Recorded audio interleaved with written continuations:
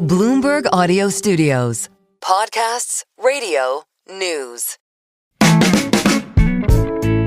This is Masters in Business with Barry Ritholtz on Bloomberg Radio.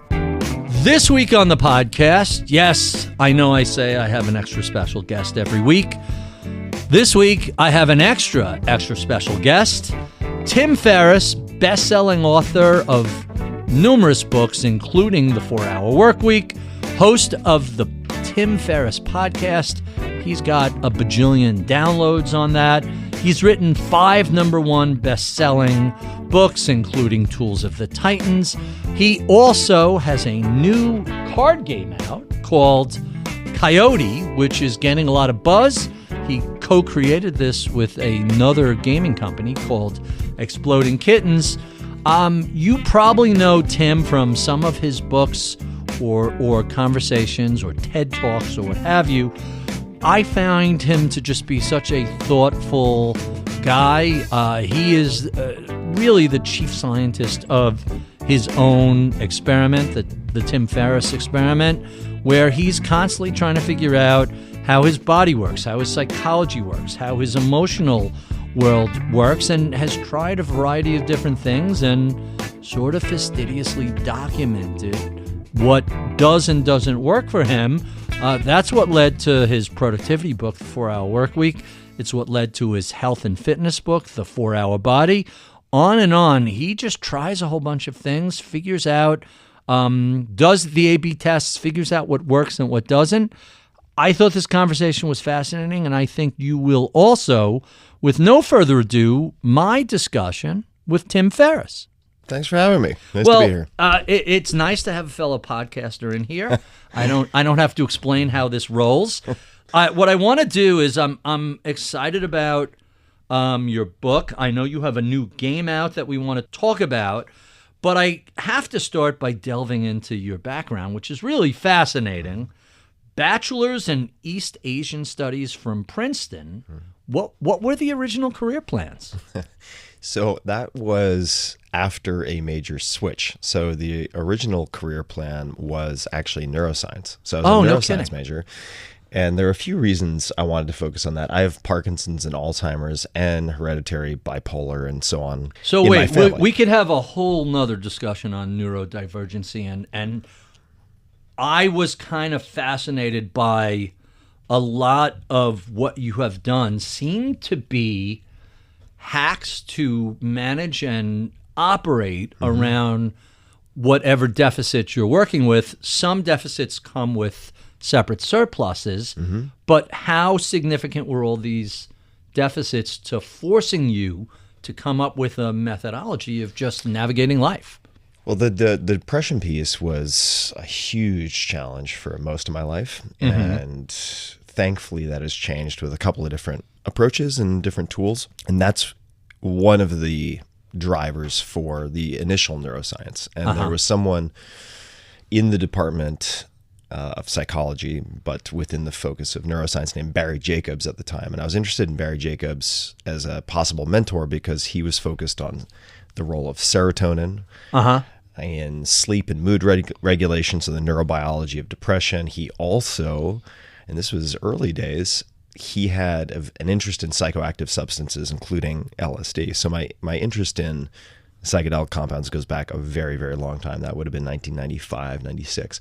But I couldn't personally I realized, and it is important and it is necessary at this point in time, the animal testing on rats. He used cats for a lot of the circadian rhythm studies, but I couldn't euthanize these rats after doing various tests. And it wasn't actually torture of any type. I couldn't be hands-on with that at the time. So I switched to East Asian Studies, but with a focus on mostly language acquisition. So I was still in the realm of, let's just say, cognitive neuroscience, but more on the linguistic side.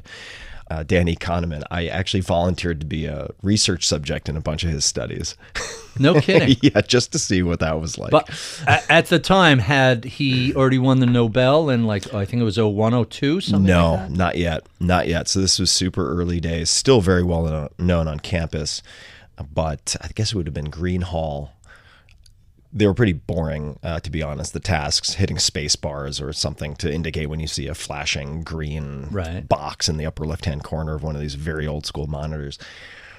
But that was one of the ways that I earned whatever it was, $5 an hour to pay for some of my expenses. Was he ever in Princeton? I kind of remember he was at Princeton and then Vancouver and then California somewhere. Maybe. Yeah, he bounced around, but at that time, Princeton. Mm-hmm. Huh, really, really interesting. So I get the transition. I guess if you're going to pick some space related to neuroscience, Asian studies can occasionally overlap with that.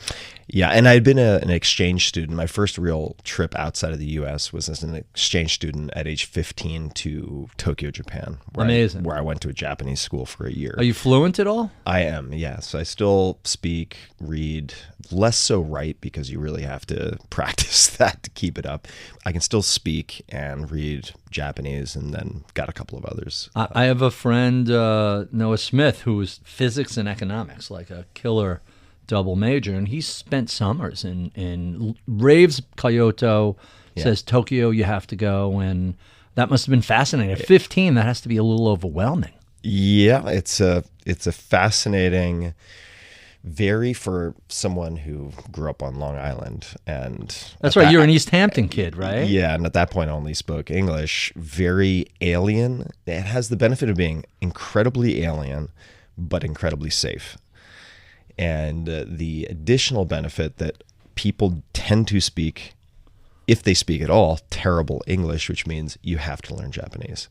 So in contrast with a lot of, if you go to Spain or if you go to Norway, good luck learning Norwegian because people are going to default to English. That just doesn't really happen in Japan. So not to mention the fact that I got there before smartphones, so I couldn't just escape to texting with my friends. I was stuck. It was use Google Translate to actually talk to people. Didn't exist. Right. Yeah, you were stuck, and that was a huge, huge benefit. So that is another reason. Actually, another reason why I chose Princeton was because it had one of the strongest, if not the strongest, East Asian studies programs for. At that time, I was most interested in Japanese and Chinese, which I would have taken even if I had majored in neuroscience. So you graduated in 2000. I'm kind of fascinated that very quickly you start writing the 4-Hour Workweek, which was published in 2007. Mm-hmm. Like, that is a shockingly short period of time. You're in your 20s when you're selling what essentially becomes one of the top-selling books of 2007. I mean, it was on every bestseller list. I don't have to tell you this, but I want listeners to understand. So the first question is, what on earth motivated you 5 years out of college to say, I think I'm going to write a book? Yeah, so I actually explicitly never wanted to write anything. This was a commitment I made to myself after graduation, longer than an email ever again. That was the promise because my senior thesis, I felt, almost killed me. So I didn't want to write anything, but one of my professors at Princeton who really changed the trajectory of my life, a professor named Ed Schau, ZSCHAU, we're still in touch. He was a former competitive figure skater, took companies public, one of the first computer science professors at Stanford. He did everything, taught at Harvard Business School, et cetera, et cetera, et cetera. Real polymath Renaissance man. And he taught a class called High-Tech Entrepreneurship, which was electrical engineering 491, but you didn't need to be an engineer. I wasn't. And that class is what convinced me to move west. Keep in mind the timing. This was just before the dot-com implosion, to kind of chase my riches and engage in tech. And in 2001, after that startup I joined had imploded, I started my own company and I was bootstrapping it. I didn't raise any outside financing. And so Ed asked me to come back and talk to students about bootstrapping. So I went back twice a year to do this short lecture to students. And in one of the feedback forms after years of doing this, one of the students, who was not being serious, put in his additional comments, I don't understand why you're teaching a class of undergrads and graduate students. Why don't you just write a book and be done with it? And I had really bad insomnia for decades, including at that time. So I would get these half-baked ideas for chapter titles or content or whatever, and I couldn't get to sleep, and I would just jot it down. And the notes from the classes I was teaching, which changed over time to track my experiences. And these insomnia, middle of the night notes formed the backbone of something. Sent it to a mentor of mine who was an author, and unbidden, without asking me, was like, I think this is a great idea. Here, meet so-and-so, meet so-and-so. Introduced me to various editors and agents. Keeping in mind now, looking back, 28 or 29 publishers, meaning imprints, said no, and then Crown bought it for next to nothing. I love all the examples. I'm a big William Goldman fan, whose book, Adventures in the Screen Trade, amazing, introduced the phrase, nobody knows anything, into the popular culture. And he talks about all the studios passed on Star Wars, all the studios passed on Raiders. Was it Paramount that passed on E.T.? Because, hey, we have this other alien adventure called Starman. Nobody remembers today. And you could go to other You can go anywhere. fields. Starbucks, everybody passed on Starbucks. Squid Games, the author couldn't get it sold for 10 years. Ultimately had to sell his laptop because he was so broke.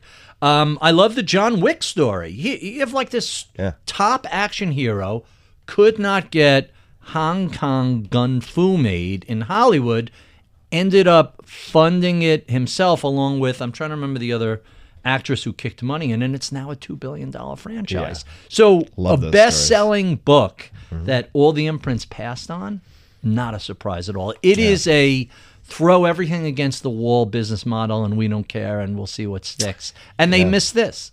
Yeah, it's a hits-driven business. In some ways, very similar to the angel investing later. I mean, this type of kind of power law distribution. And what's been wildest about the 4-Hour Workweek, which is really a book on increasing per hour output, which is why it found a toehold in tech. And then the first New York Times coverage had Mark Andreessen, the famed entrepreneur and now venture capitalist, talking about it. He wants to work 80 hours a week, but he wants to get each of those hours to produce 10 times as much. And that's the basic underlying theme of the book. So what's wild about it is almost all the tech tools that I recommend and additional resources have expired. But even in 2017, when all of that stuff was irrelevant, the principles, the frameworks, and so on, it ended up being on the Amazon top 10 most highlighted books of all time list. Meaning from the Kindle version is what's so highlighted. Yeah, in 2017. So that would have been 8 years later when all of the tech tools were just dinosaurs at that point, which has been it's been cool to watch. So I'm thumbing through the book over the weekend. I read it way back when, and I'm revisiting an old copy, which I should have brought in to have you sign. And my wife says, 4-Hour Workweek. She's an art teacher, fashion illustration and design. She's like, what's that about? And I say, I know this is not going to be a conversation that's going to go anyplace productive. So I just say, the Pareto principle. She's like, what's that? Well, 80% of the value we derive from most activities, clients, effort, whatever, comes from 20% of whatever that data set is. And she's like, oh, is that true? I'm like, yeah, kind of. It really seems to be true. Oh, okay. And I know immediately, like, this is not her sort of book. But how grossly am I oversimplifying the 4-Hour Workweek by just reducing it to Pareto principle? I think if you had to pick one principle in the book, that's a good one. That's it, right? To focus on. Now, it assumes a few things that sometimes get missed, right? So people can jump to strategy before they really interrogate their direction or reasons for doing something. So the definition phase of that book, where you're really getting very clear on which target you are aiming for, I think is might sound strange, but an often underemphasized precursor to then doing an 80-20 analysis. Because for 80-20 or Pareto principle analysis, you're looking at which 20% of the inputs, roughly, right? It could be 10, it could be 1%, are producing the outsized percentage of the returns. Now, that could be looking at your customers if you run a business, right? It could be looking at your physical exercise, what's producing the adaptations. That's a little trickier to do, but you can figure it out. You could look at it with medications too. I mean, it's like there are a lot of ways to apply it. And Vilfredo Pareto noticed this in everything from agriculture and like pea production to wealth distribution. It applies all over the place. And actually, Richard Koch, Koch, has written a lot on this subject under the moniker of the 80-20 principle. But I'd say if you had to pick one principle, that's the one, sure. So, since we're sitting here in Bloomberg, I just have to point out, it's very much true for your portfolio. The vast majority of your gains, and if you read some of the research by people like Hendrik Bessenbinder in Arizona State, it's not even 20% that's generating returns. It's 1 or 2% that creates the vast majority. So there's Pareto principle, hyper Pareto principle, but it's kind of fascinating that you use this as a way to hack your own productivity, effectiveness, comfort level, mental health. Like, you've applied this across a wide range of items. Have you ever found a space where it doesn't work? I haven't, to be honest. It's just consistent everywhere. It seems to be practically a law of nature that a few things, the critical few versus the trivial many. It's almost always a few things. The critical few versus the trivial many. Yeah. That is a fabulous summation of that. I really like that. So let's stick with the book for a moment. Sure. In the book, you have a lot of practices and tools and routines. I know some of them are still valid today. Some of them may or may not have, for lack of a better word, expired. What were the most important items you learned? What are the ones that people speak to you and say, hey, this resonated, this really had a big impact on me? Yeah, I would say the first is, well, let me zoom out and say that I went back and I looked at the book, which is always tough for me on some level because I published it when I was 29, right? I'm turning 48 soon. And so there's a little bit of chest puffing and so on because I was completely unknown at the time, which makes me wince. But overall, the principles are still things that I apply all the time. But the tech tools, like using Go to My PC, no, of course not. That's changed. That world has changed. But the principles and the frameworks, the exercises still apply. So I would say a few things get echoed to me a lot. One is the practice of fear setting. Fear setting. Define fear setting for the audience. Sure, it's very simple. So fear setting is based on the, I think, accurate assumption that oftentimes we are taught to set goals, or we have a framework for trying to set goals, like SMART, right? Specific, measurable, etc., with a timeline. But if you have the emergency brake on with some set of amorphous fears about starting a business, quitting your job, getting engaged, getting divorced, taking a vacation from your job or your business, whatever it might be, that is the kind of rate limiter. And what you can do, and people can find this for free, if you just go to watch my TED Talk, which has, 12 million views now. 18 tight minutes of here's what to do with your life. Yeah, it just focuses on this exercise of fear setting, which I still do probably once a quarter. And the basic idea is you take whatever you're considering that you haven't yet done because you have some degree of fear or apprehension. You write down all of the worst things that could happen. Let's just call it a list of 20 in excruciating detail. Make them specific. Then you have another column, which is what you could do to minimize the likelihood of each of those things happening. Last column, if each of those happened, what could you do to recover or temporarily stop the bleeding, right? So, okay, you try a business after quitting your job, which, by the way, I don't recommend. You can moonlight and do various things to hedge against risk, but then it doesn't work. Okay, can you temporarily Airbnb a bedroom in your house or your bed? Can you get a job bartending just to get back on your feet? Sure, of course you can. So when you start to do that, and then there's a separate page where you also write out the costs of inaction, which is a neglected step when people are considering what they're doing. They look at the risks of doing something, but they don't look at the risks of not doing that thing. Mm-hmm. So if you telescope out a year, 3 years, what are the financial, emotional, familial, or relationship costs of not doing the thing you're considering? And when you then look at these things, which represent your thoughts trapped on paper, a lot of people are able to do this scary thing. So I would say that that one gets echoed a lot. And then this concept of mini retirements. So engineering a way such that you can take 4 weeks completely off the grid or disconnected, which is very, very, very achievable. 4 weeks in a row or a week every quarter?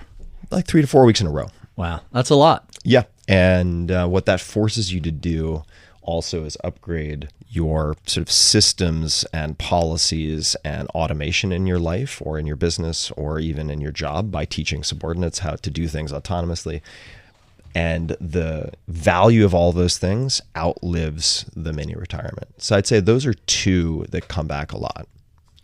It's interesting that you're approaching laying out the pros and cons and things that lead to fear in a new venture. I contextualize that a little differently. You and I have both interviewed Ray Dalio. Yeah. And Ray's great innovation and contribution to finance. Mm-hmm. Finance has this very much fake it till you make it attitude, never admit error. No, it'll be great. Don't worry. If it didn't work out this year, it'll work out next year. And Ray very much said, no, that's wrong. We're all going to make mistakes. It's really important to learn from those mistakes. And I want to say he's the first guy that really put that out at all. Not to mention the transparency of having almost all meetings recorded, accessible by anyone within his firm. I mean, which is kind of horrifying. They did some pretty wild stuff. Yeah.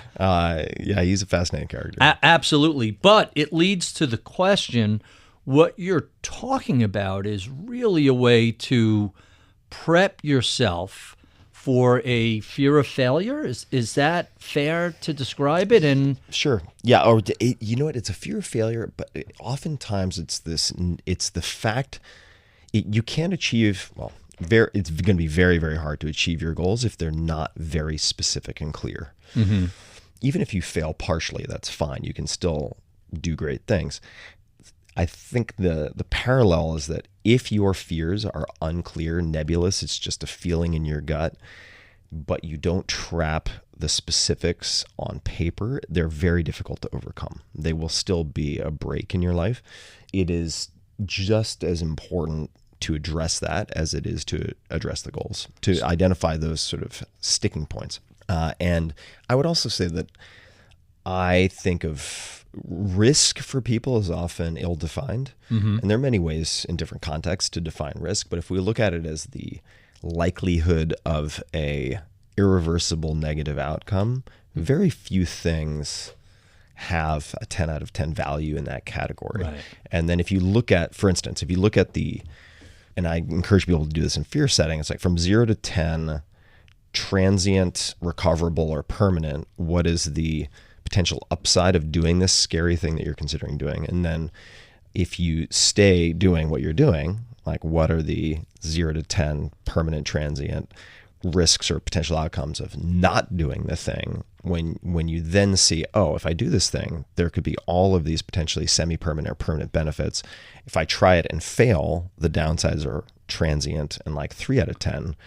It makes the decision much, much easier. And the decision is the hardest part. Once you commit, then it's just execution, risk, and implementation. And it's the decision that is the hardest part for most people. It's amazing that everything you're saying is so applicable to public markets investing. Yeah. Because when people are in that panic mode, when they're fearful, oh my God, we're down 15%, the world is going to come to an end. Mm-hmm. It's always, no, this is transitory, this is temporary. Yep. How can you avoid making those permanent losses? How can you avoid those decisions that lead to really bad outcomes? Mm-hmm. And it's really understanding, hey, is this a 10 or is this more likely a 2, 3, 4 on that scale? And I can actually, I'll give something else in the investing world.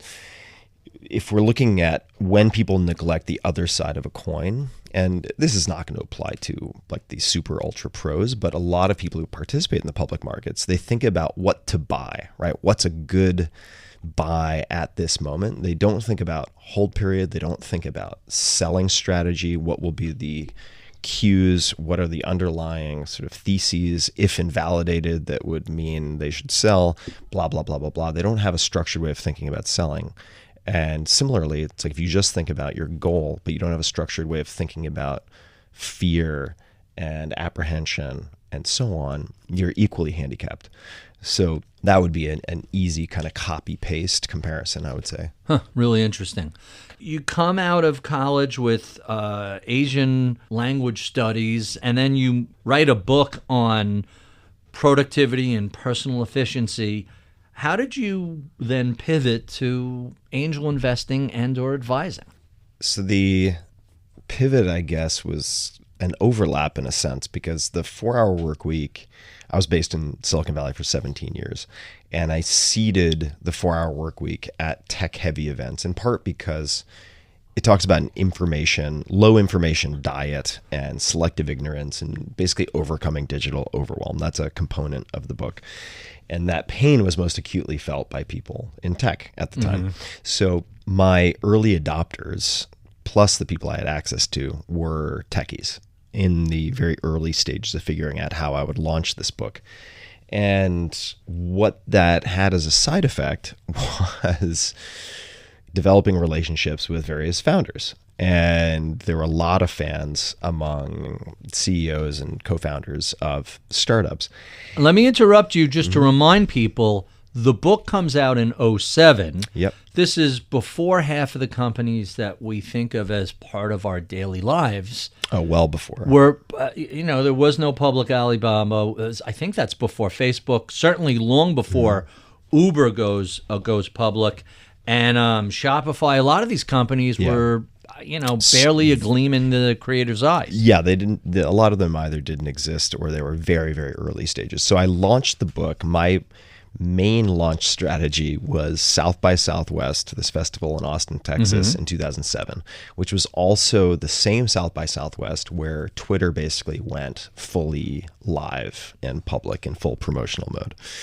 And the other piece of the story of angel investing is that I mentioned in the previous segment, my professor in school, Ed Shao, his son-in-law at the time, Mike Maples Jr., was a very well-known angel investor in Silicon Valley, had been an executive at various companies, and we became friendly. He wanted to lose some weight. I wanted to learn more about what he did, so we would have breakfast at this place called Hobie's, and I would help him with his strategy for training and so on.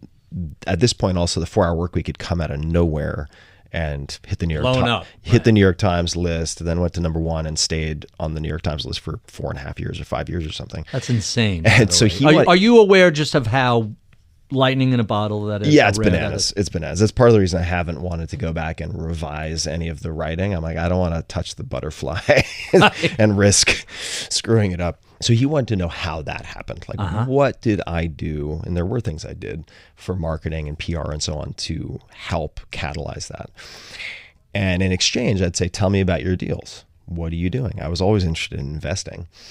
Eventually, after a few months, all of these factors combined, I asked Mike, and he was very generous with his time, if he might be open to me co-investing with him on some deals. Very small checks. Like I would put in $10K, so I wouldn't eat up much of the cap table. I would put in a lot of work to try to help these companies.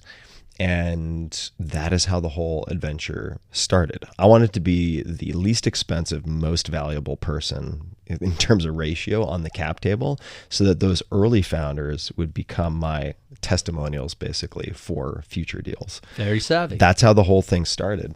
And I decided to treat it like I would treat going to business school. I looked at Stanford at the time because I'd fantasized about going to Stanford Business School. I was like, okay, that's $120K over 2 years. I would have had to pay that out of pocket. So let me create the quote unquote Tim Ferriss fund for angel investing. It's $120K over 2 years. And I'm assuming that it's sunk cost tuition. It's going to go to zero. None of the startups are going to succeed. But if I can develop skills, learn a lot, and relationships that make it worthwhile, I will consider it a success. And that was the approach I took to doing it. And the timing was also great because I started in 2007, 2008. 2008, for a few years afterwards, was effectively considered a dot-com depression. Right. But that's when I met Toby, the Shopify, when they had 9 employees or 12 employees and became an advisor. That's when I started becoming involved with lots of companies at these very early stages, which ended up just to become these behemoths. I love your concept of this is a sunk cost that's going to zero. I think that's the absolute right approach with startups. And you hinted at something that I have to explore a little bit. Anytime I throw money at a small startup, it's essentially, A, this is going to go to zero, but B, I really just want to invest in the jockey. I want to put money into this person who, hey, this is easier than burying a body. Yeah. Like those are the two things I would do for this guy. Yeah. And a check, all right, I'll put a check into that, and maybe it works out. I sense you have a similar belief in you're betting on, not on the horse, but the jockey. $120K is only $10,000 checks. Yep, it's not and a lot. I have to imagine there were a lot more opportunities. What criteria do you use to figure out who gets that check? Well, also just as a side note, the reason I started trying to figure out advising and doing those agreements is that I ran out of money. I got over enthusiastic and I broke my own rules. And I think the first check I wrote was for like $40K and immediately imploded. And I was like, uh-oh, this is going to be a problem.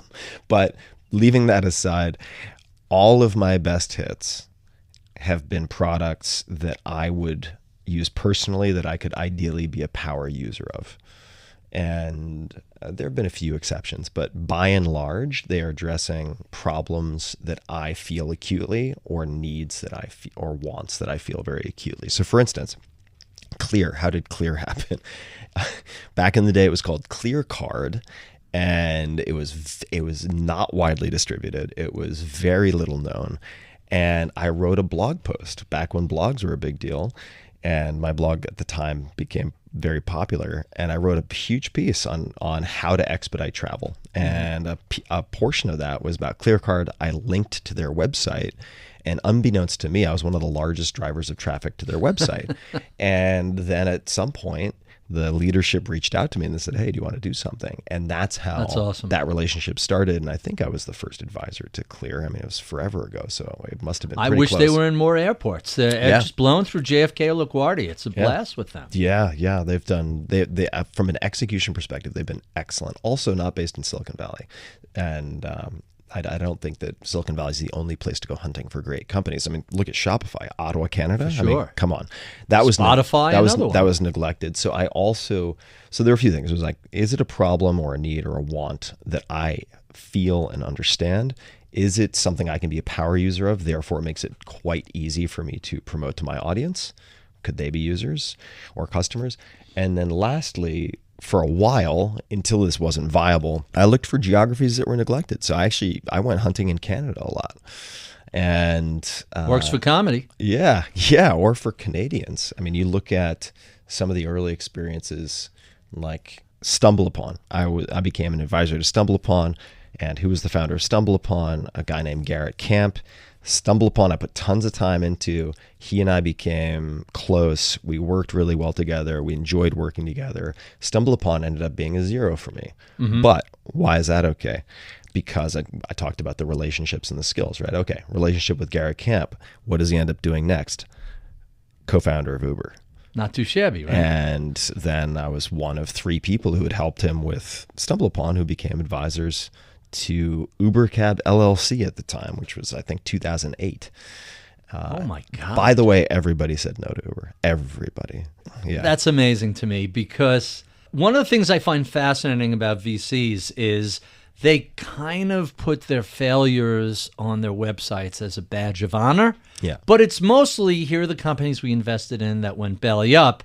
They very rarely say, oh, by the way, we passed on Uber, we passed on this, we passed on that. You see less of that. You see less of it. And for me, I would say there's lots of luck. But I was also trying to approach it in a systematic way. If you're focused on effectively the way I would think about, let's say I cut a $25,000 check. I'm like, okay, would I pay $25,000 just to develop these relationships and basically earn a graduate degree in whatever this startup is doing? If so, then great, go. If not, then think twice. And taking that approach, all of the skills and the new knowledge and the relationships snowball over time. So I love highlighting failures that I would put in quotation marks, because they're actually just seeds and fertilizer for something that was intimately connected with the people and the skills that came right afterwards. This happens over and over and over again. So I'm hearing relationship, I'm hearing tuition for skills, and then even quote unquote failures, you don't know what Act 2 is going to be, where it could go. Yeah. And then lastly, I would say one thing I did quite differently, and maybe more people do this now, but I had never heard of it, is I treated a portion of my total budget for that real world MBA / Tim Ferriss fund in quotation marks, a portion of that for marketing budget. What does that mean?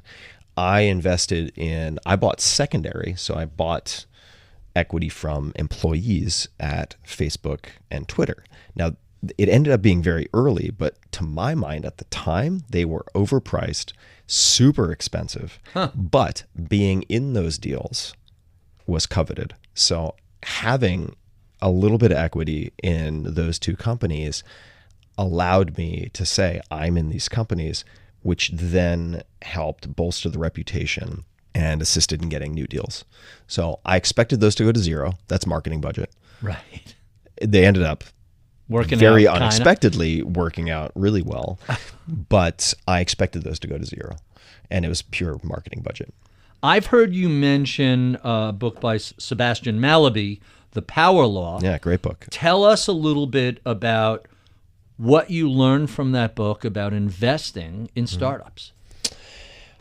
That is a great book if you want to learn about venture capital and angel investing. Most of the approaches I had already learned just by being in the trenches for whatever it was, a decade before that book came out. I was introduced to Sebastian through More Money Than God, which is his book about hedge funds. That is an exceptional book. And if you want some colorful characters, oh my God, give that a read. Plus, he's British, and his take on everything is just... It's fantastic. It's so dry and so delightfully humorous in an unintentional way. Oh, it's so good. He's a wonderful writer and very skilled at explaining. So what I would say about that book and what people might miss about startups is, yes, it's a hits-driven business. There's a power law distribution, meaning it's Pareto principle on steroids.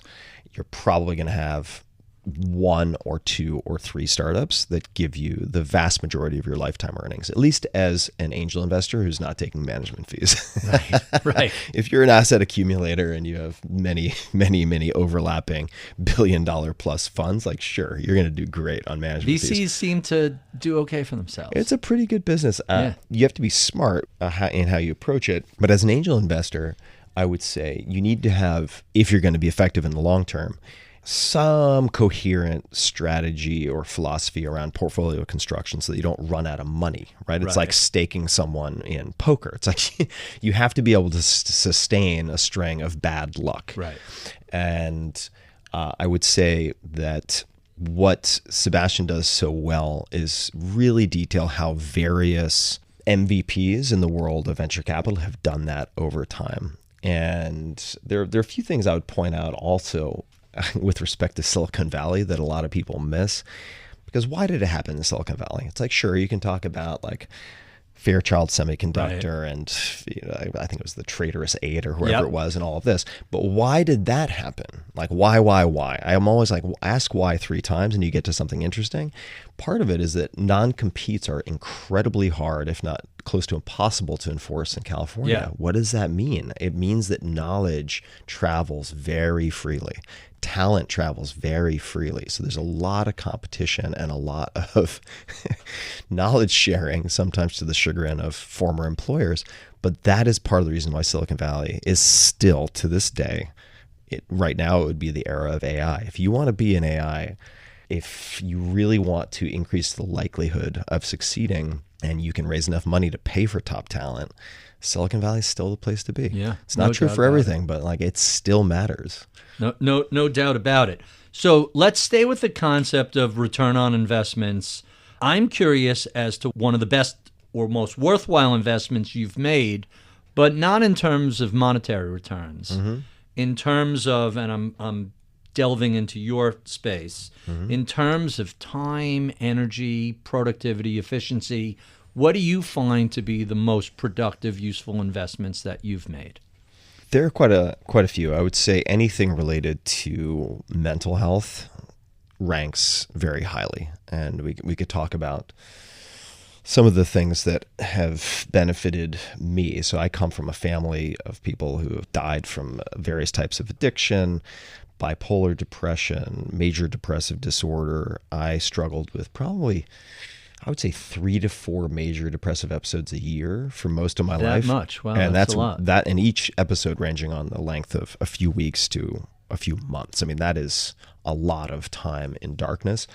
And now I'm at a point where it's maybe one depressive episode of a few weeks every 2 to 3 years. Those are two completely different human experiences. How did you manage to actually manage this?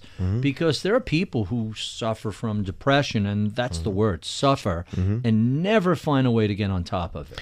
I'll mention just a few things in the order I might suggest investigating them. One would be, let's call it metabolic psychiatry. So looking at the work of Christopher Palmer, most recently out of Harvard. I've interviewed him on using diet to help mental health. And fundamentally, it tends to end up being some version of a ketogenic diet. You can get a lot of those benefits by doing intermittent fasting. So let's just say what I'm doing today and what I do a lot of the time, which is only eating between like 2 p.m. and 10 p.m. That's an 8-hour window. So you fast for 16 hours every day. And your body adapts to that incredibly quickly. I would say within a week. You're pretty grumpy for a week and then you're fine. Then the next, so that was the metabolic psychiatry piece. The second would be different types of brain stimulation, specifically something called accelerated TMS, which we could talk more about. People can investigate accelerated TMS, and a scientist named Nolan Williams out of Stanford. But this can change people over the course of 5 days. It's remarkable. TMS standing for? Transcranial magnetic stimulation. So it's a type of brain stimulation, and they take something that looks like a large hockey puck and put it on your head. It's non-invasive, and it feels like someone's kind of tapping your skull. And depending on if you're trying to address anxiety or depression or OCD, the target can be different. And if people investigate accelerated TMS in some studies with major depressive disorder, complete remission in 70 to 80% of participants. Wow. And you might need a booster once a year, but compared to taking maintenance drugs every day with non-trivial side effects, accelerated TMS is fascinating. I encourage people to check it out. There are a couple of different devices, but look for accelerated TMS and listen to someone like Nolan Williams. There's a lot of nonsense floating around. The last one I would say is psychedelic assisted therapies.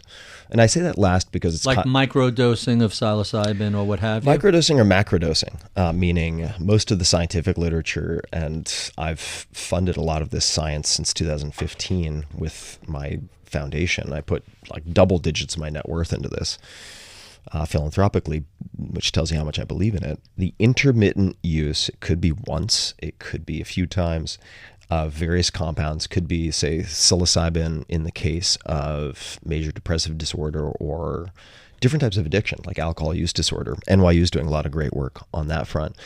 Or MDMA-assisted psychotherapy for PTSD. I mean, the results are very strong, mind-blowing. Yeah. I mean, you have complex PTSD, people who've had, let's just say, an average length of diagnosis of 16, 17 years, which means many, many interventions have failed, who do 2 or 3 sessions with therapists for MDMA-assisted psychotherapy, and they have effectively complete remission of symptoms. That's amazing. And it is, I believe, there's a psychotherapist named Stanislav Grof, quite legendary in the space, who says, what the telescope was or is for astronomy, what the microscope is for biology, psychedelics will be for the mind.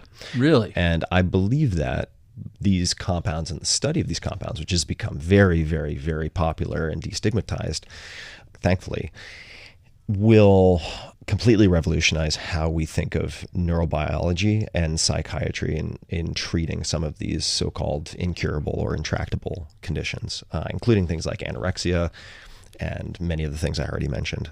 Those would be three that I'd say have had a huge impact on me. And it seems boring. We could talk about it if you want, but exercise. I mean, I was waiting for you to bring that up because every study in the world says that's the miracle cure for so much psychological challenges. And it's not like you haven't written about exercise, at all. Did a whole book on it. So yeah, the exercise, I'll just mention two other things briefly. Cold exposure. And by the way, people have been using this for hundreds of years. But certainly in the Nordic countries, it's been for forever. Yeah, cold baths used to be prescribed for melancholy, aka depression, and there is actually something to it. It could end up being after a few minutes when you shift from solely sympathetic nervous system activation, fight or flight, to parasympathetic. Could be actually stimulation of the vagus nerve. Who knows? It's unclear at this point. But cold exposure matters. Like that is actually very reliable for mood elevation and seems to have some durability, which is wild. Exercise, people think of exercise and what you read about in the media a lot is like endorphins. Right. But that is not the full picture. If you want to stave off Alzheimer's, Parkinson's, etc., or let me just broadly say neurodegenerative disease, exercise provokes the release of something called klotho, Klotho, which people can investigate. And it is critical in staving off or mitigating the onset and progression of these diseases. So you have klotho. Endorphins, sure, you have endorphins. You have endocannabinoids. Cannabinoids sound familiar? Like cannabis, right? So those can explain a lot, both in terms of anti-inflammatory effects of some types of exercise. The benefits are just insane. So I would say follow Peter Attia's advice. He's credible, trained at Stanford, Johns Hopkins, in terms of zone 2 training. People can just look him up. Zone 2 training a few times a week, and then VO2 max training, say once a week, and some weight training. But if you didn't do it for the physical benefits at all and just the cognitive benefits, including the release of things like brain-derived neurotrophic factor, that is also just a non-negotiable. So you mentioned both Parkinson's and Alzheimer's. And I have both in my family, yeah. So that's where the exact question I was going to ask. You were never diagnosed, you just have a genetic predisposition, and you're trying to proactively just get way out ahead of it. I'm trying to get ahead of it, yeah. And unfortunately, a lot of the Alzheimer's treatments, as just to use that disease as an example, a lot of the interventions fail. I think some scientists would agree with this, not necessarily because the interventions themselves can't work, but because the interventions are too late. By the time people have really elevated levels of amyloid plaques and tau protein and so on, by the time they have moderate to severe symptoms, it might just be too late. But there is an argument to be made. I mean, it's very rare that late intervention is better than early intervention. So I just saw a piece in National Geographic yesterday that was kind of fascinating. It may be possible to detect Alzheimer's risk sooner, as earlier as your 20s. Yeah. So there is some sort of research going on in the space that's productive. You're talking about something much more aggressive and individualized to take care of your preventative maintenance in advance of being diagnosed with this into your own hands. Right. And by the way, all the stuff I just mentioned that has helped me from a mental health perspective and physical perspective with insulin sensitivity and so on. Like I just did, I'm about to turn 48, I do blood testing at least once a quarter, and my most recent labs are my best. Yeah. See, I just went to Function Health. Yeah. Are you familiar with Function Health? I don't know Function Health. So Silicon Valley startup, they have come up with a way, it's not a healthcare company, it's a technology company. And they say, we want to take 100 data point screens of your blood and look at all these different markers to create a baseline. We do this twice a year. Your doctor looks at 15, 20 things normally. Yeah. They'll go 100 and by the way, depending on your genetic predisposition, check all these additional boxes for things like Parkinson's, Alzheimer's, dementia, etc. And so now you could check 150 data points, and twice a year, especially if you're younger. All right, here's a benchmark, and you're creating this ongoing, for lack of a better word, horizontal set of data.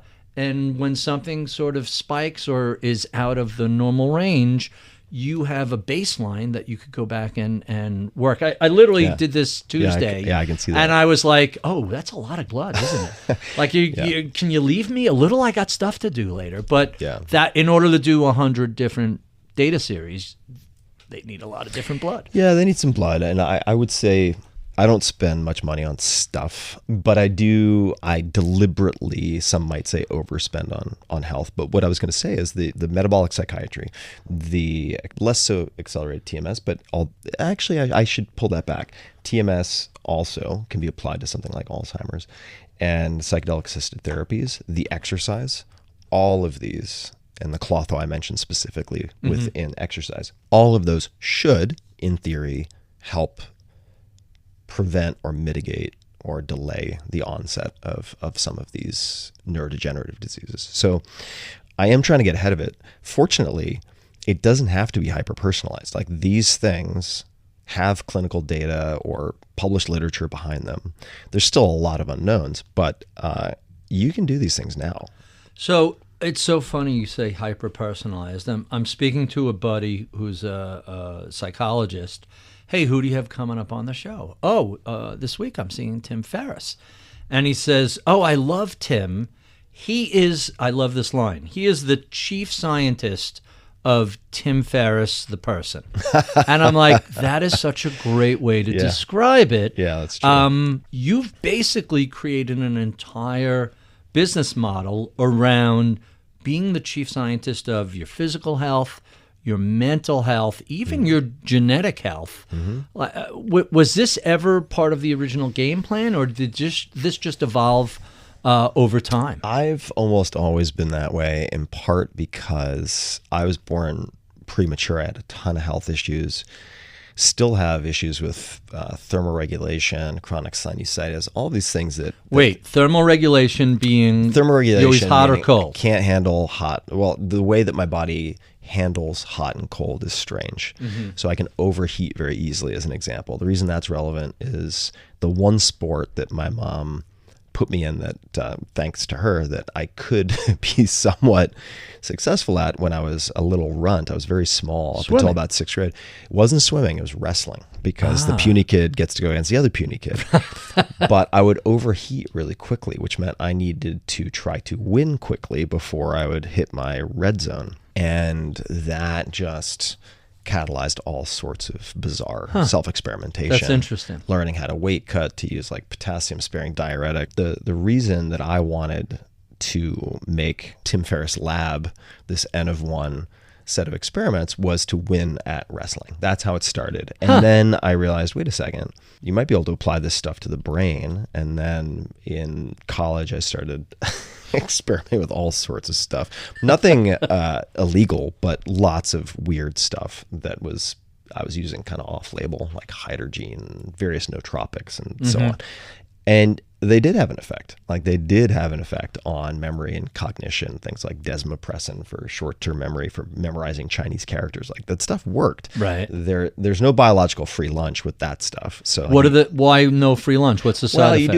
You do pay a price. I would just say a couple of quick tips for health tracking and so on. And I'm not a doctor. I don't play one on the internet. But number one, since you mentioned it earlier, is I get blood tests done once a quarter at the very least. Now, why is that? Well, I want as high a frame rate as possible to look at trends. But separately, I want to catch things early if I need to catch things. But I would say that if you do infrequent blood tests, the risk is that you get one set of lab results back and you make a ton of big decisions based on those labs. Here's what I'll say. There are lab errors all the time. And if you're going to do consistent blood tests, consistent is the key. In other words, do it on the same day of the week at the same time. Oh, really? Yes. I would not have guessed that. Because that's interesting. Your testosterone has diurnal, it has... So the Quest Diagnostics, as an example. Yeah. Don't eat, don't take supplements, don't take any meds, whatever is on your prescription list, stop the night before unless your doctor says don't stop. Yeah, follow your doctor. But I'm saying, if you measure... Like you're saying, Monday at 10 is more important than... how significant is that? Just be consistent, because if let's just say you drink on the weekends and then you do your lab test on Monday morning versus doing it on Wednesday morning, Some of your results might be different. Of course. I mean, that's but no, obvious. it's not obvious to people, because Really? then they might have, after a weekend with birthday party with a friend and drinking, they have elevated liver enzymes like ALT or AST. Right. And all of a sudden, doctor only sees it once a year. He has no idea of the context. That's fair. Testosterone, all these things can vary tremendously, and there are lab errors. So I would say before... Plus, you also just get the regular noise and range, and sometimes you're low normal, sometimes you're high normal, but nothing is flatlined over time. Yeah, there's going to be normal variation. So I would just say that I'll keep it to one piece for now. Like, really, if you're about to get on a bunch of meds, unless it's an emergency, look, there are emergencies that you need to deal with. But if it's like, okay, you have this problem, we're going to put you on this med for the next year, before you do that, do the test again. Just get another blood test 2 days later. Second opinion. Just confirm it. And again, not a doctor, not medical advice, informational purposes only, blah, blah, blah. But there you go. Dumb question. All the stuff you've done, game creation is not on your CV. Why did you decide to create a game? Yeah, it seems like a total non sequitur. So a few reasons. Number one, I grew up feeling like I was saved by games, specifically Dungeons and Dragons. Well, I know a ton. I have a ton of friends, many of whom are neurodivergent, and D&D was a lifeline. Absolutely. Lifeline. So I may be pretty squarely in the neurodivergent camp. Do you still play? I don't, but here's why. I know plenty of guys, 40, 50 weekly game. Forget poker.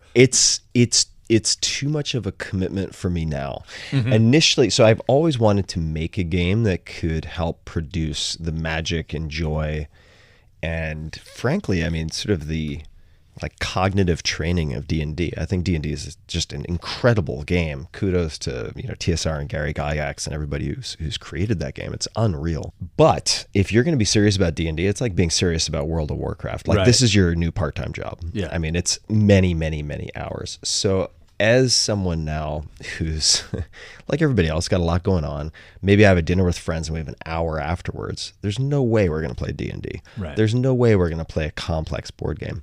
I was curious to see, though, if I could create something, and a lot of the podcast is interviewing people I might want to do something with, but that's unspoken. So I interviewed Alon Lee, who's the founder of Exploding Kittens, one of the most successful game development companies in the world. And I wanted to see if maybe, kind of pulling from my childhood experience, I could create a game with him that would be easy to learn, hard to master, very, very fun for families, friends, whoever, kind of goofy, but also ideally, and this is yet to be proven, so just to be clear, I'm actually hoping to do a study on this, but that could also possibly be a type of brain training and cognitive training. So you set the bar really low, right? Easy to learn, hard to master, incredibly fun. With all sorts of cognitive benefits. Yeah. So, low target. Start slow with your first game. Well, that's why it took 2 years to land on something. Really? Oh, yeah. That's a long time to build what's effectively a simple... I have a copy of this at home, and you guys also sent me a copy here, so I want to open this up and go over it with, but give the listeners a quick explanation of exactly what this game is about. Yeah, so the game Coyote, it's called Coyote because of the sort of trickster deity association in a lot of mythologies. Also uniquely American, Coyote, or North American, I should say. It's very much a sort of new America's animal. But the trickster piece is important. So Coyote is a game, you can think of it as rock, paper, scissors in a group on steroids with many different hilarious movements and gestures. And basically, you can play competitively where it's last person standing wins, or you can play as a team collaboratively. There are reasons that we had both options.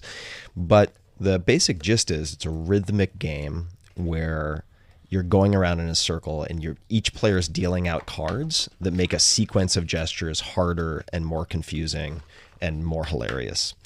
And you each get 3 lives, and last person standing in competitive mode wins. That's it. So you can play. I have friends who've played with their 6-year-old daughters, even though the box says 10 years old.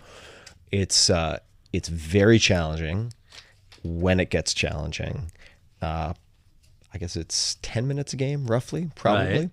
So pretty low lift, but if you want to get good at it, you can play it over and over and over and over again. Every game's going to be totally different. One of the things I was kind of fascinated by watching the gameplay was it's a combination of words and gestures that you have to recall and do in order while there's the rhythmic noise going on at the same time that you're creating. Tell us a little bit about how you guys came up with this and what was it like collaborating with Exploding Kittens? We tried dozens of different prototypes before getting to this one. And we were kind of stuck because the question that I was asking myself was the wrong question. The question I was asking myself is, what types of board games or card games do I enjoy? And that didn't get, I mean, your answers are only going to be as good as your questions. And Right. that wasn't working. We had done various brainstorming sprints in like LA, New York, Long Island, and then flew to Canada to spend time with the co-founder of Exploding Kittens. And we did our last sprint. I was like, okay, look, we've been at this for a while. We're either going to land on something or let's call it quits and just call a spade a spade. So a little pressure on at the end. Yeah. I mean, deadlines, the magic of deadlines. And expanded it to what games of any type have you enjoyed? And it might make me sound like a simpleton, but like having drinks and playing rock, paper, scissors with your dumb friends is, I think, very entertaining. Side note, especially if you try to do it with water in your mouth, try that with a friend. But What does water in your mouth affect rock, paper, scissors? when people laugh, they spit water all over themselves. So it makes it increasingly challenging, especially if people have had a few drinks. I'm not recommending everybody drink. So we started with that as this building block. It's like, okay, well, how can we make that group play? And then I was interested in the cognitive stuff, as I mentioned. And this is, look, I haven't proven this, but I think it's quite similar. You're looking at like interference effects. There are things like the Wisconsin card sorting test, blah, blah, blah. And Exploding Kittens, they have an amazing track record. The whole company started with this game, Exploding Kittens, which was, I think, the largest Kickstarter of all time. Wow. At that point in time. The leaders of the company are still game designers. So it's not a huge bureaucratic thing run by, no offense to middle managers, they're important, but it's like people who are managers versus makers. Like the people who run the company are still some of the best in the world at creating games, right? Elon Lee was involved with developing Xbox. He's been involved with creating entirely new genres of games. Just a genius at creating games. So it's been a blast. Their team is awesome. They're scrappy. It's relatively small. Like they really punch above their weight class. Still a startup, nimble, able to... Yeah, feels like a startup. Like what they do with the number of people they have is just astonishing. It's been awesome. I get a sense that because you're such a thoughtful person, anytime you enter a new sphere, part of you sort of floats above your body and says, what's going on in this space? Yeah, totally. I've had that experience in publishing. Yeah. Like, wait, I don't understand the book industry. Why do they behave this way? So I have to ask you that question about the game industry. Sure.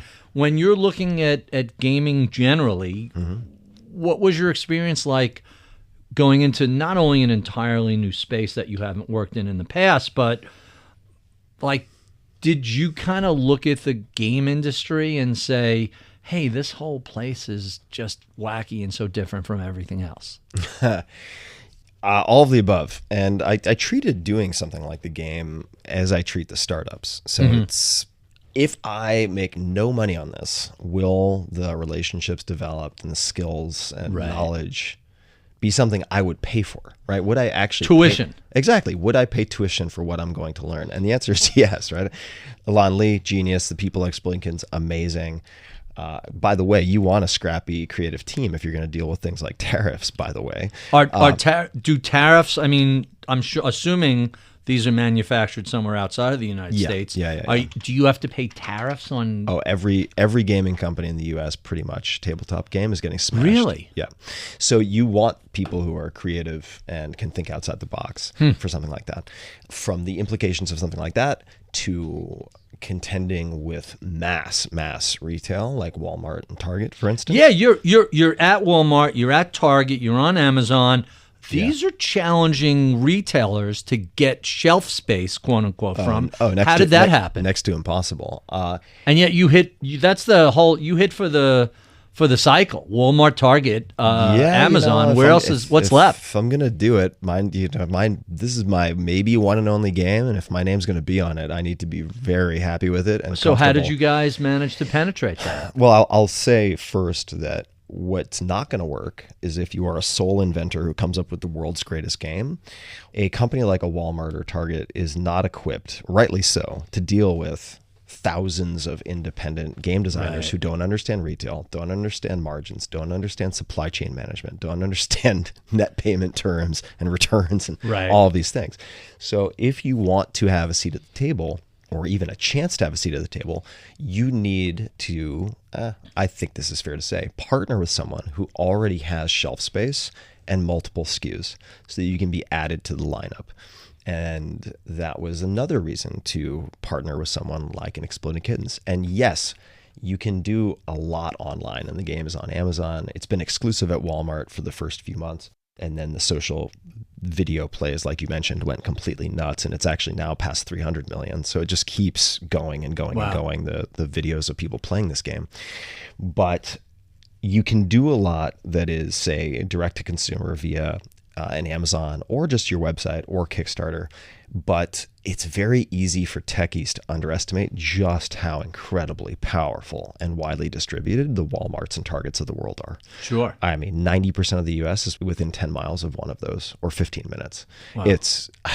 Even the food security of the United States depends on these companies. And you price this at $9.99, less than $10. Very reasonable. Yep. I'm going to assume if this game is as successful as you hope it will be, and early indications are that it can be, you can come up with a second pack, a different focus. Expansion packs, something completely different. Maybe I try a more complicated role-playing game, something like that. Who knows? But in my case, with something like this, I'm used to kind of tiptoeing into things and testing the waters. And no, you're jumping in. This is jumping in. I mean, even with, say, the 4-Hour Workweek, it's like, how did I land on that title? I split tested all of the titles and subtitles on Google AdWords, and then looked at the outlier that was many standard deviations away from the rest, and that was the 4-Hour Workweek. So that's how I don't like taking risks. I actually think of myself as a risk mitigator.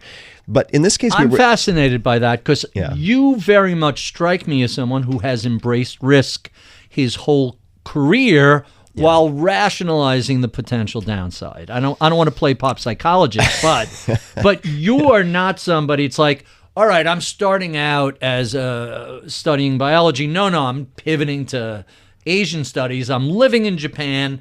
I'm stopping what I'm doing to write a book. Oh, now I'm going to pivot to startups. Yeah. That is not the life experience of someone who's risk averse. Well, I would on one hand agree with you. On the other hand, I would say I think that most risks are incredibly overblown. I would put risks in quotation marks. And not to beat a dead horse, but if you're choosing what you do based on what you're going to learn, skills you're going to develop, the relationships you're going to develop or deepen, it's very hard to fail over time. So if you're able to be, and this applies to investing obviously, but long-term greedy, right? That's right. Not short-term greedy, it's very hard to lose over time. If you're choosing, let me be very clear, ideally, areas where you would pay tuition, projects where you would pay tuition for those things with relationships or skills that can transfer outside of that one project, which I'm always doing.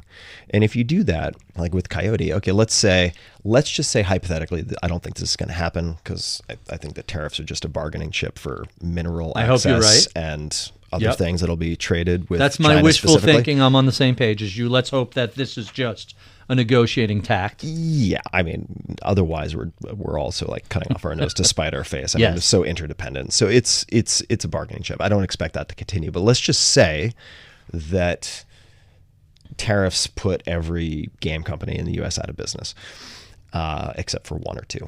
Then will this still have been worth my time? Absolutely 100%. Because I'm not getting an advance for this. I'm doing a profit share. I want incentives to be fully aligned. I did the same thing with my book. I don't want to advance. I want to see whatever upside there is. Yeah. By the way, I really have to push back. This is just me. Maybe there's a little push. I love maybe it. there's a little projection. You are not risk averse. You really aren't. And I love the way you've rationalized, or it's not an excuse, it's an explanation. It's like reframing it. Yeah, you frame this into, well, I'm going to take this risk, but I'm hedged because my downside is I get skills, I get knowledge, I get people and relationships. Mm-hmm. So the worst case scenario is all these good things happen. Yeah. You are very much a risk embracer. Yeah. And also, if you look at my projects, it's not a sequence of start, finish, start, finish, start, finish. It's more like a Gantt chart where things are overlapping. Uh-huh. So you look at this game, it's like, yeah, I put a ton. I've been involved with every single possible aspect of this game. We play tested it with 100+ families, blah, blah, blah. But podcast is still going. The books are still producing royalties. Right. I still have angel investments. And therefore, I very rarely have all of my eggs in one basket. So 2 last questions on the game before we'll get to our speed round. Yeah. First, this is obviously a low-tech card game. Yep. Was this a purposeful decision to avoid screens, to not create more screen time? Yeah, 100%. I would say if I look at the mental health of my audience, let's just call it 20 million people a month or something, over the last 10 years, the degree of like depression, anxiety, nihilism is shocking to see, especially in my audience, which is typically antithetical to those things. Right. Maybe not depression, but very optimistic. Yeah, there's a little self-selection there. Hey, I have this issue. Tim seems to figure this out. Yeah. Let me work my way there. There's a little bit of that, but if you look at, let's just say, the writing of, Derek Thompson, amazing writer at The Atlantic, who does a lot more. No longer at The Atlantic. Now he has his own Substack. Yeah, right. That's right. He went full in on Substack, and actually this piece, I think, is from Substack, but it was effectively, I think it's simply Americans need to have more fun, but The decline of partying in America. That's right. Yeah. That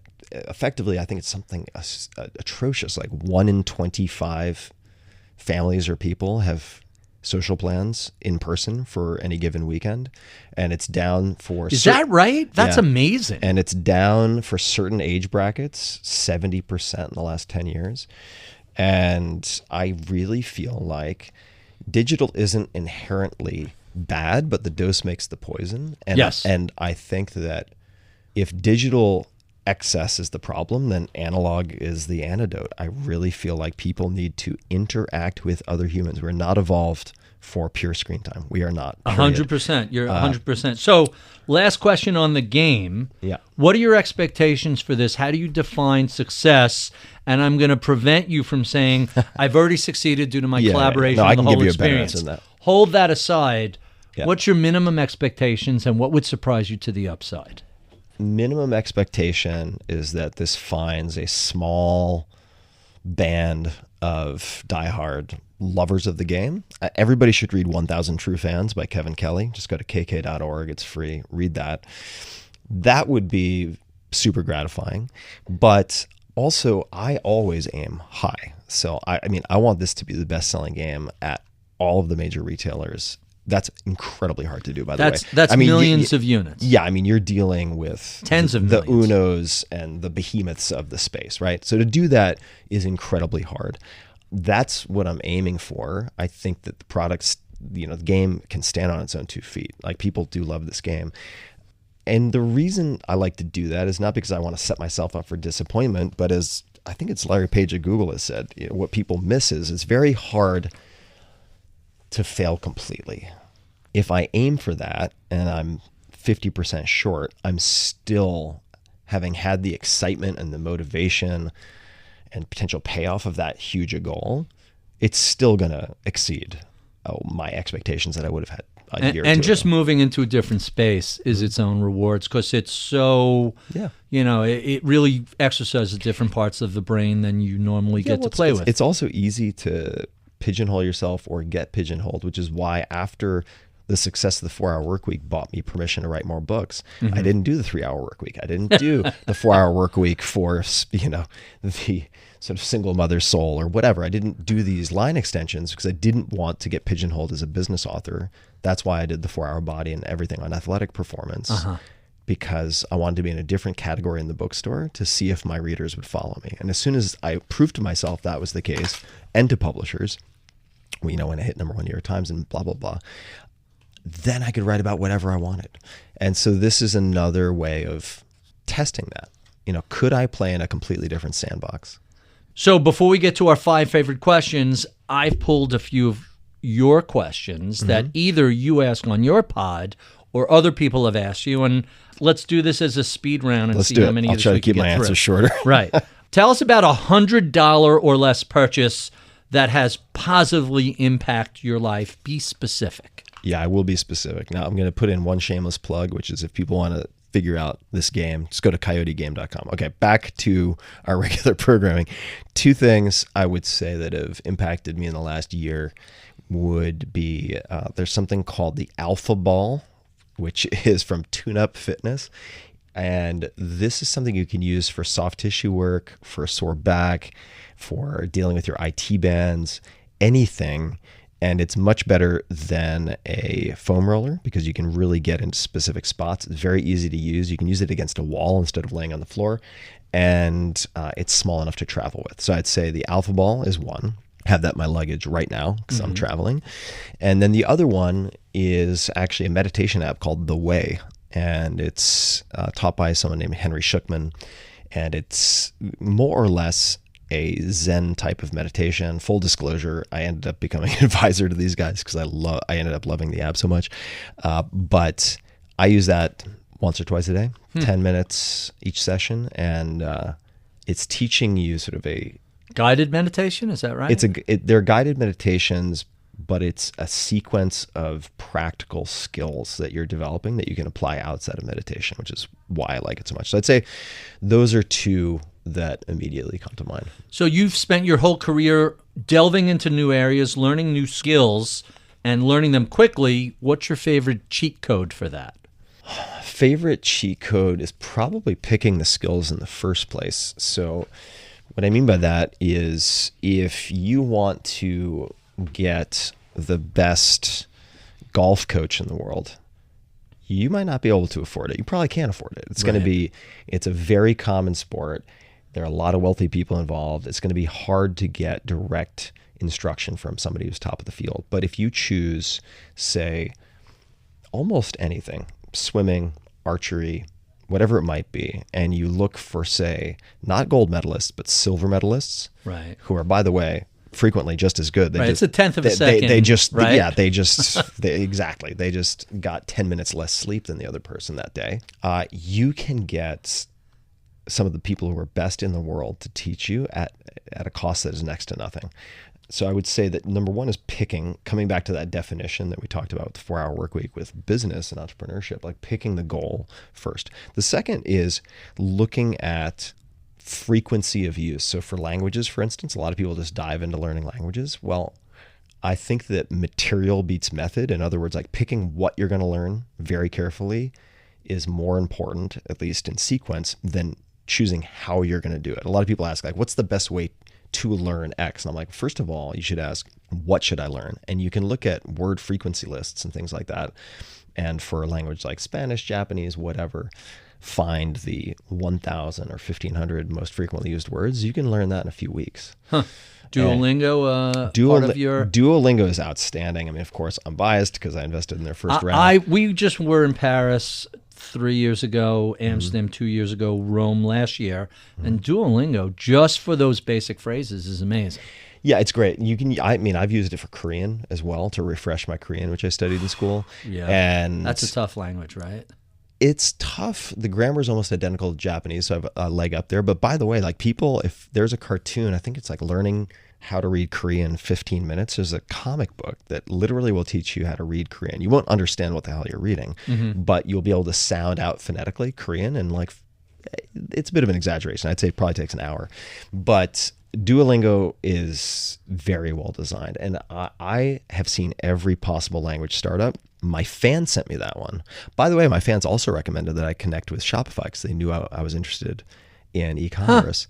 So a lot of my best deals have come from my readers and my listeners. But the Duolingo came about because they were in closed beta, and a number of my fans reached out and said, you have to try this. Really? And so I got access and I looked at it and I was like, oh yeah, this is fundamentally different from everything else I've seen. Give us an example of an unusual habit or just absurd thing that you love.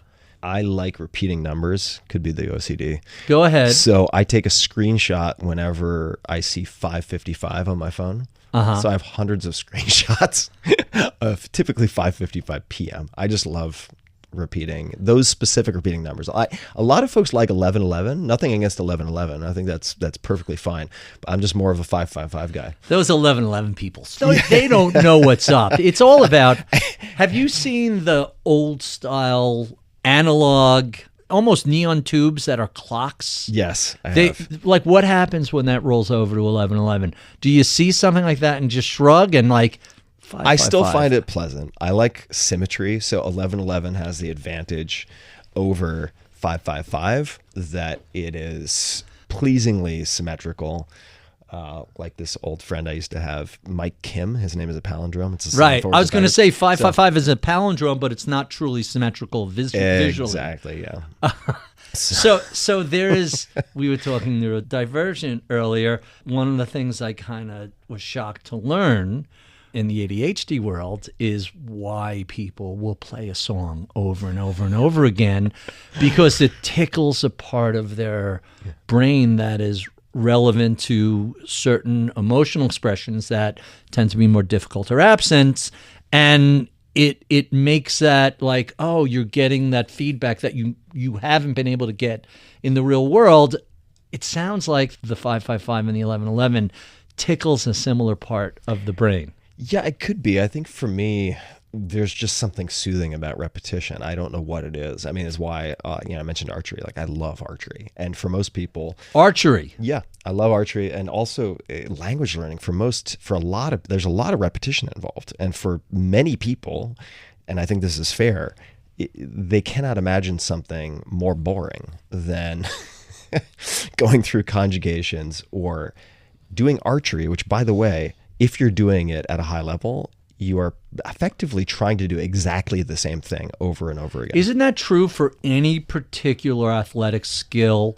I mean, the variations multiply. You have basketball, you have 5 people on 5 people, and so just extrapolate that out exponentially, and there are a million variations, the same with chess, whatever, but it really doesn't matter. Each particular play, move, step is you're trying to optimize that and do precisely what you need. Even something like darts, but there are so many variations to your musculature, your thought process. Is any sport boring? Hitting a tennis ball, yeah. I mean, it's the same stroke over and over again, but there's a bajillion variations of what can happen. That's true, which makes it interesting. With archery, you're standing in one place, shooting at the same thing. Right. Thousands of times. Right. Any sharpshooting, riflery, darts, it's go down the list. Highly repetitive. Right. Now, I like the other sports too, like tennis. I would say that also, confusingly, if people are interested in the accelerated learning stuff, my third book, The 4-Hour Chef, is basically a book on accelerated learning disguised as a cookbook. So it gets into like how to learn, how to shoot 3-pointers, language learning, all this stuff. You can get a lot further. For instance, I think, number one, adults can learn languages faster than children, actually. Really? That is very an opposite to accepted wisdom. Yeah, I absolutely believe adults can learn languages more quickly than kids, with a few constraints applied and just a couple of systems. I mean, I really think for native English speakers, for, say, a Romance language or something that isn't too far-flung, like Chinese is going to be different. But 8 weeks, you can be conversationally pretty fluent, like pretty functional. If you were to carve out not 3 hours a week. That's where kids have the advantage, is that they're forced to do it all the time and they have no choice. They have no mortgage, they have no job. That's right. But if you were to put in, say, 10 hours a week and take it really seriously, 8 to 12 weeks, you could be very functional. Very fluent. Yeah, like you could get around and have like a conversation for 10 to 15 minutes with someone. Wow. Let's jump to our favorite 5 questions. We ask all of our guests, starting really simple. What are you streaming these days? Give us your favorite Netflix, Amazon Prime, or podcast. What's keeping you entertained? Well, I just finished The Last of Us, which I thought was spectacularly well done, especially as an adaptation from a video game.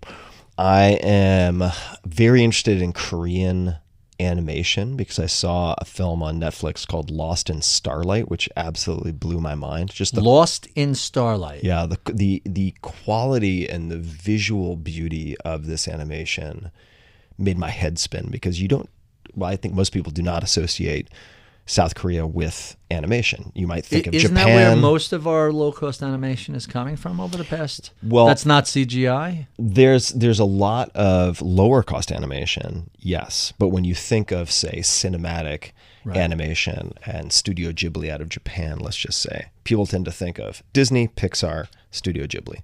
And I think Korea is going to be a powerhouse for high-quality feature-length animation. We'll see. We shall see. But Lost in Starlight is a recent fave. And then I've got some weird ones. Like there's a German language documentary on fasting that I found on YouTube. You can't watch it in the US, but you can use a VPN to pretend. I was going to say, you could watch anything anyway. Yeah, you can use a VPN to pretend like you're in Germany, and then you can watch it and just use the automatic subtitle. What's the name of that one? Oh, it's some long German name. I'm just getting started with it. So unfortunately, I can't remember, but it's looking at specifically someone who did, I want to say, a 2 to 3 week supervised fast at the Wilhelmina Institute, who has fasted many, many, many thousands of people. I have some bones to pick with their approach, but I nonetheless find that they have such a huge data set, really fascinating. So I'm looking at that one. And then podcasts, I found a new podcast recently called STEM Talk, which features interviews with scientists mostly. And I've listened to an interview with someone named Kevin Tracey, Tracey, who is a very widely cited scientist who's arguably the most credible researcher who has established a lot related to the vagus nerve and vagus nerve stimulation. There's a lot of BS and pseudoscience and nonsense floating around. He is a real signal amongst the noise. So I'm listening to a bunch of STEM Talk, different scientists on STEM Talk, and the interviewers are outstanding. It's interesting you referenced YouTube because mostly starting in the pandemic, but just ramping up since then. I want to say it's become 50, 60% of my television viewing. It's amazing how... It's also great for finding documentaries that you can't find anywhere else. Right. So I think there's a documentary, the name is something like Learning How to See, or The Art of Seeing, and it's about David Hockney. Okay. And big fan. Spectacular documentary. It's grainy, but you can find it on YouTube, and I was not able to find it anywhere else. Amazing. You mentioned one of your mentors earlier. Tell us about who your mentors were and how they helped shape your career. Early mentors, Stephen Gorick, he was a martial arts instructor when I was probably 12, 13, just from the perspective of physical and mental toughness, because the class was all adults, and then it was me. They did not take it easy on me, and I was very grateful for that. They weren't abusive, but they treated me like an adult who was training for real. And I think from a toughness perspective, he always reiterated that I could do more than I thought I could do. Much like my wrestling coach in high school, John Buxton, who even to this day, many of his wrestlers have gone on to do amazing things, and they all reference back to him. Then Ed Shao, who is that professor in high-tech entrepreneurship in Princeton. There are other people who indirectly or pretty directly, although they wouldn't have expected it, informed later what I did. For instance, John McPhee, amazing nonfiction writer, staff writer for The New Yorker. He's got at least one Pulitzer Prize for coming into the country, I think.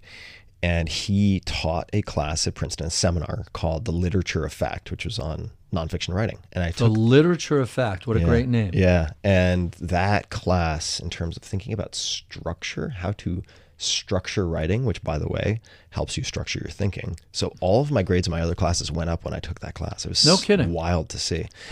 And I'm sure there are many more. I mean, right after graduation, Mike Maples Jr. in terms of teaching me the ropes of angel investing. That's a good starter list for me. Yeah, it's a pretty good roster. I was very lucky. Let's talk about books. What are some of your favorites? What are you reading right now?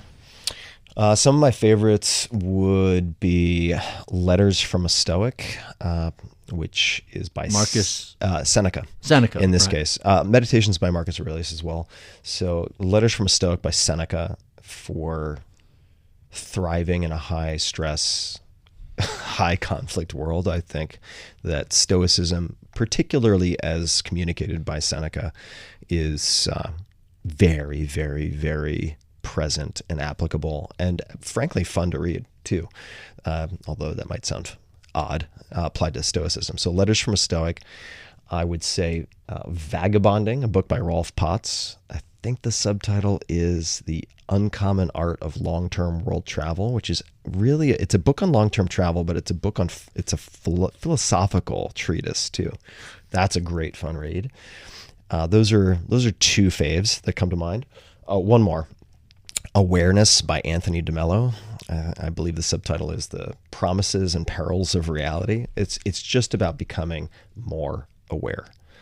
So taking yourself out of the automatic loops that we all have and adopt from parents and so on. Really good book. It's like 120 pages. And then in terms of what I'm reading right now, I just started a book called The Great Nerve, which is by Kevin Tracy, that scientist I mentioned, and it's all about the vagus nerve, research related to vagus nerve stimulation, etc. What's the book that you've given most as a gift, and why? The books I've given most as a gift include some of the books that I mentioned. And if someone were to stay at my guest bedroom in my house, I have shelves. Each shelf just has 15 copies of these books. And take one with you? Yeah, take whatever you like. So I would say that's a great idea. It's fun. It's also very visually pleasing for someone like me. So same. Yeah. Cover, it's very, very, very aesthetically pleasing. So Awareness by Anthony DeMello, for sure. I've gifted hundreds of copies of this book. Letters from a Stoic, hundreds of copies of that book. Back in the day, now there are a million copies, or I shouldn't say a million copies. Now there are a million different books on the subject of psychedelics and psychedelic history, psychedelic science. But How to Change Your Mind by Michael Pollan. For a while, I had that in my room because I got early galleys of that book and have since ended up doing a bunch of collaborations with Michael, who's amazing. But otherwise, I also gift my friends who are nonfiction purists, who are too busy to meditate, too busy to read fiction. I tend to give them books of poetry because I'm like, you need to slow down. And if you feel like you can't meditate for 10 minutes a day, you need to meditate for an hour a day. That type of logic leads me to give them a very short collection of, for instance, there's a new translation of Rumi poetry, relatively new, called Gold by Hala Liza Gavori is her name, who's incredible. She's based in New York City, and native speaker also, who's able to go to the source material. So Gold, which is a new compilation of short Rumi poetry that is well translated, unlike a lot of versions you might find. It's like 100 pages. And I just say to my friend, I'm like, look, don't read this A to Z. Just read one before you go to bed every night. And those are probably the most gifted in the last handful of years. That sounds really interesting. Our final two questions. What sort of advice would you give to a recent college grad interested in a career in fill in the blank?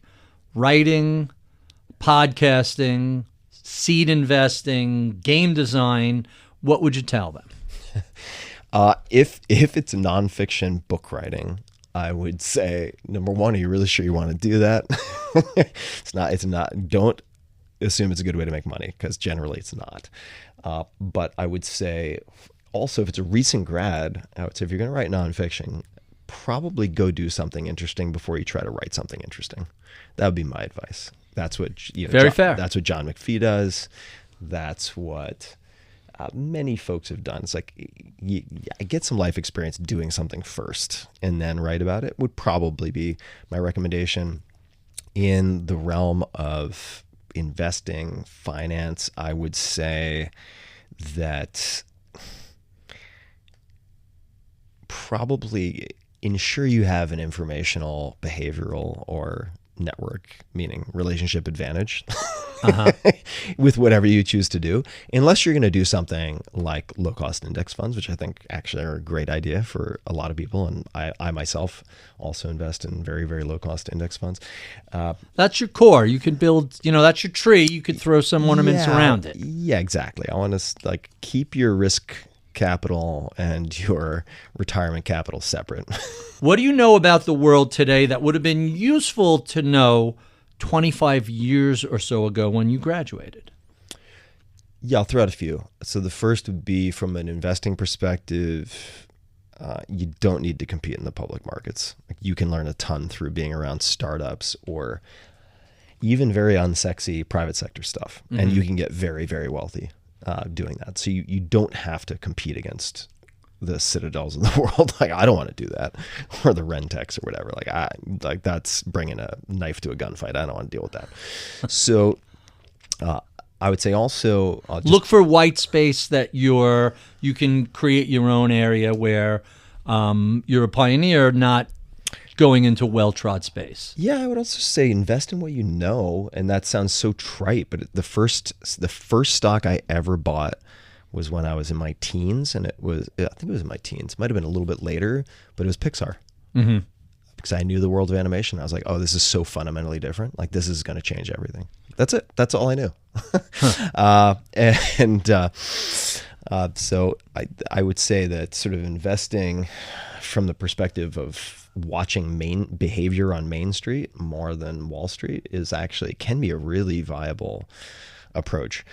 And then in the world at large, I would say for me personally, 30 years ago, I would have said your current experience of mental health and the buggy code that you inherited from your parents, God bless them, but there are some bugs in the code, is not a sort of psychological death sentence. You can actually change those things because you can. You really can impact those things. And you're living proof. I am living proof. And I would say that, science is such an amazing tool. The framework of science, so necessary for not fooling ourselves.